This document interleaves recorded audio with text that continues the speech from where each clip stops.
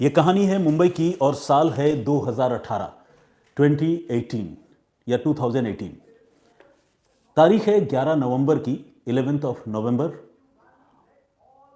मुंबई में Vikhroli railway station पर एक पर्टिकुलर पॉइंट पर दो दोस्त खड़े होकर बातें कर रहे थे।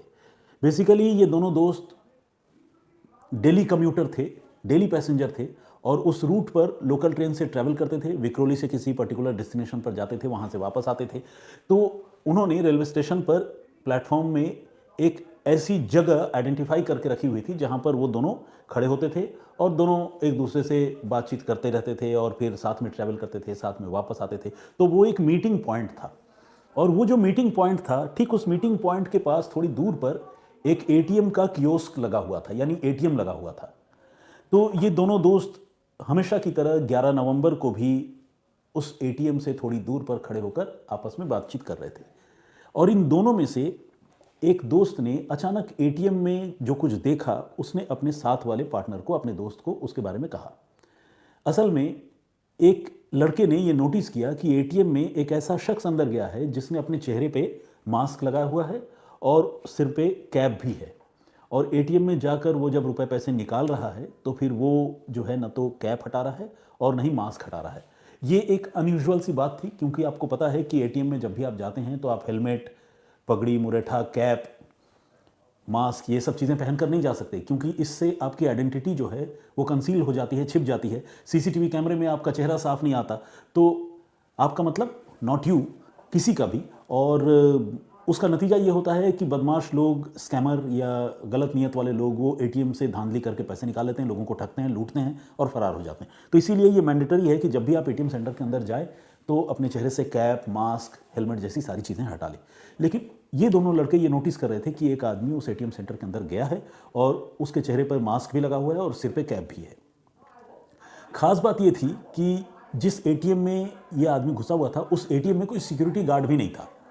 तो ये भी अपने आप में एक इम्पॉर्टेंट बात थी कि एक एटीएम जो सिक्योरिटी गार्ड से खाली है, वहाँ पर एक आदमी इस तरह के लिबास में और गेटअप में अंदर गया है।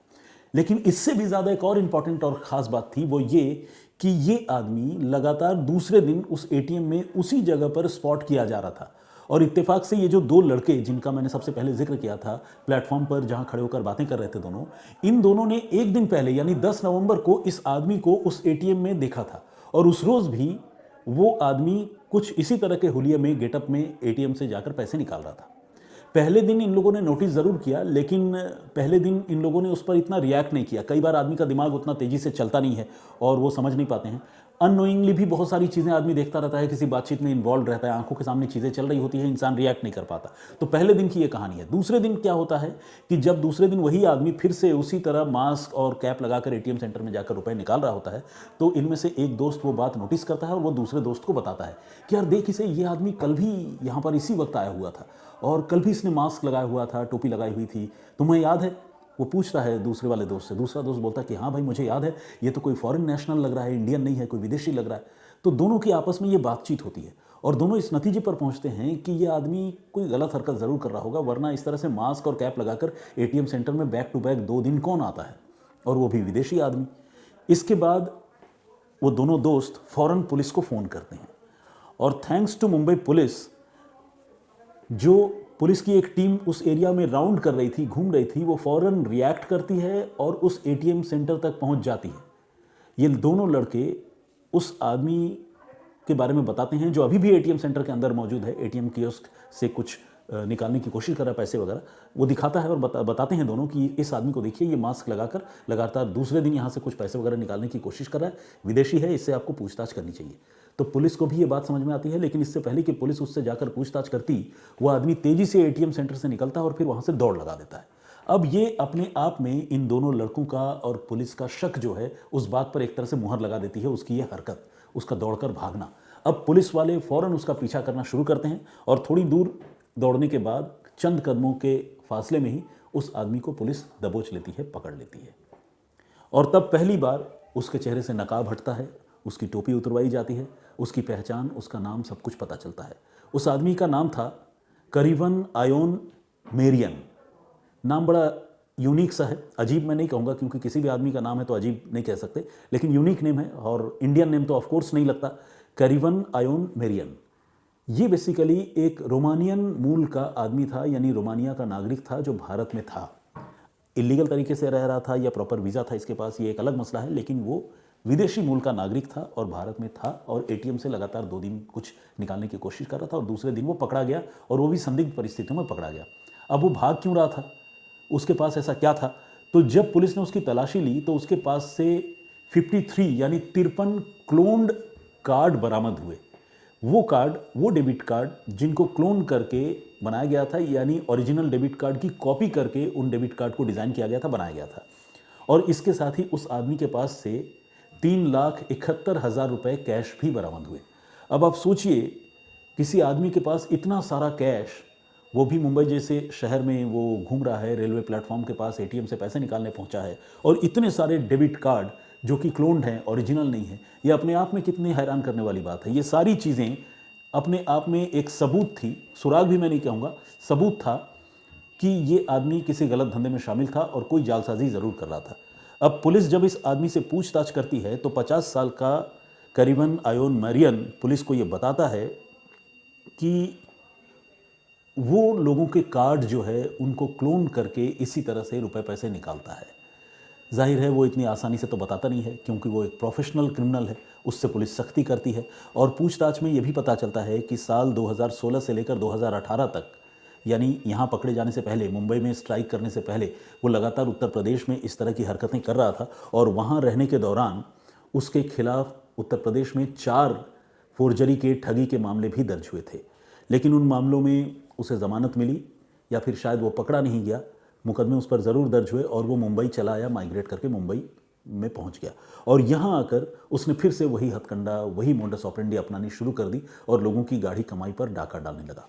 अब आप पूछेंगे कि एक आदमी कार्ड कैसे क्लोन करता है और कैसे वो लोगों के अकाउंट से रुपए पैसे निकालता है, तो इसका जवाब मैं आपको मोटे तौर पर देता हूँ, जितना हमारे और आपके समझने के लिए काफ़ी है। वो ये कि इन लोगों के पास कुछ इस तरह के कार्ड रीडर्स या डिवाइसेस होते हैं जो उन डिवाइसेस को एटीएम सेंटर्स में फिट कर देते हैं, यानी एटीएम के कियोस्क में फिट कर देते हैं।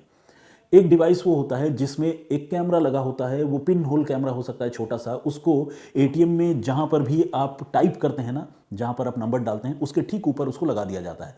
उससे क्या होता है कि जब आप अपनी उंगली से प्रेस करते हैं पिन नंबर, तो ऊपर जो कैमरा लगा हुआ होता है वो आपकी उंगलियों को और उसके मूवमेंट को कैप्चर कर लेता है, उसका एक वीडियो बना लेता है।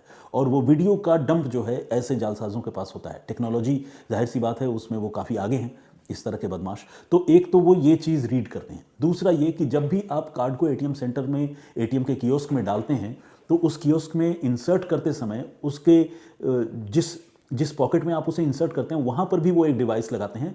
उस डिवाइस को कार्ड रीडर कहते हैं। ऐसे तो वो और एक मतलब नॉर्मल कार्ड रीडर नहीं है, जैसे कार्ड का कोई डिटेल फेच करना हो तो कार्ड रीडिंग कर ली, वो नहीं है। वो कार्ड रीडर है जिसमें वो कार्ड के सारे सीक्रेट इन्फॉर्मेशन, यानी बैंक अकाउंट नंबर, पासवर्ड, कितने पैसे हैं, इस तरह की चीज़ें जो भी कार्ड में होती हैं उसके बैकएंड में, वो सारी चीज़ें वो उस रीडर के ज़रिए अपने पास अचीव कर लेते हैं, हासिल कर लेते हैं। और इसके बाद उनके पास चूंकि वो वीडियो रिकॉर्डिंग भी होती है कि आपने कितने नंबर का पिन डाला है, फिर वो आपके कार्ड का वो भी जो भी डाटा वो रीड करते हैं उसको एक दूसरे आइडेंटिकल कार्ड में प्रिंट कर लेते हैं। मैग्नेटिक स्ट्रिप होती है हर कार्ड में, आपने देखा होगा, तो मैग्नेटिक स्ट्रिप में ही असल डाटा होता है। तो मैग्नेटिक स्ट्रिप में वो आपके कार्ड का डेटा जो है वो रीप्रिंट कर लेते हैं, दोबारा प्रिंट कर लेते हैं, और आपका पिन नंबर उनके पास ऑलरेडी होता है जो वो छोटे से कैमरे से ऑलरेडी रिकॉर्ड कर चुके होते हैं। और इसके बाद वो इस तरह के क्लोन कार्ड्स को लेकर अलग अलग एटीएम सेंटर में जाते हैं और वहाँ से बड़ी आसानी से रुपए निकाल लेते हैं। अब ऐसा करना कैसे संभव है? तो वो करते क्या हैं, वो इस तरह के एटीएम सेंटर्स में जाते हैं जहाँ पर आमतौर पर सिक्योरिटी गार्ड्स नहीं होते। सीसीटीवी कैमरों को डॉज करने के लिए या चकमा देने के लिए वो इसी तरह के कैप या हेलमेट लगाकर किसी ऐसे टाइम पर वहाँ पहुँचते हैं जब मान लीजिए सुनसान जगह हो, अंधेरा हो, और वहाँ पर जाकर वो इस तरह के डिवाइसेस जो है वो बड़ी खामोशी से इंस्टॉल कर देते हैं। इंस्टॉल करने के बाद वो अपने सेफ हेवन में, सुरक्षित जगह पर इंतज़ार करते रहते हैं। और कई बार इस तरह की टेक्नोलॉजी भी इनके पास होती है कि जिन डिवाइसेस को वो इस्तेमाल करते हैं उसमें जो भी डेटा स्टोर होता है वो वहाँ पर इंटैक्ट रहता है, और ये बाद में वहाँ पर पहुँचते हैं और अपने उन दोनों डिवाइसेस को, जिसमें वो वीडियो रिकॉर्ड करते हैं पासवर्ड इंटर करने का, और जिसमें वो मैग्नेटिक स्ट्रिप में डेटा डालने के लिए कार्ड के जो पीछे के जो सारे डिटेल है, इंपॉर्टेंट इन्फॉर्मेशन है, चाहे वो नाम हो और जो भी मतलब अकाउंट के डिटेल्स हो, वो सारी चीज़ें जो है उस डिवाइस में कैप्चर करके वो डिवाइस को लेकर चले जाते हैं। फिर कार्ड क्लोन करके, ऐसे ही जैसे विक्रोली का ये एटीएम सेंटर था जहाँ पर कोई सिक्योरिटी गार्ड नहीं था, तो वहाँ कोई पूछने वाला भी नहीं था, बड़े आराम से सीसीटीवी कैमरे के सामने ही टोपी लगाकर, मास्क लगाकर वो पैसे निकाल रहा था। और ये लगातार दूसरा दिन था। सोचिए, अगर दूसरे दिन इन दोनों लड़कों ने उस आदमी को देखकर नोटिस न किया होता और उन्हें यह याद नहीं आया होता कि यह आदमी इत्तेफाक से कल भी यहाँ पर आया था, और उन्होंने पुलिस को ये सारी जानकारी नहीं ही दी होती, तो ये क्रवियन आयोन मारियन नाम का जो रोमानियन ठग है ये कभी पकड़ा नहीं जाता। ये आराम से घूम रहा होता जिस तरह अभी तक घूम रहा था, और इसके पास से वो क्लोन डेबिट कार्ड और तकरीबन 4 लाख रुपए, 3,71,000 रुपए वो भी नहीं बरामद होते। तो इन लोगों के, इन दोनों नौजवानों की चौकसी की वजह से ये ठग जो है वो पकड़ा गया, और उसके पास से वो क्लोन डेबिट कार्ड और कैश वगैरह मिले।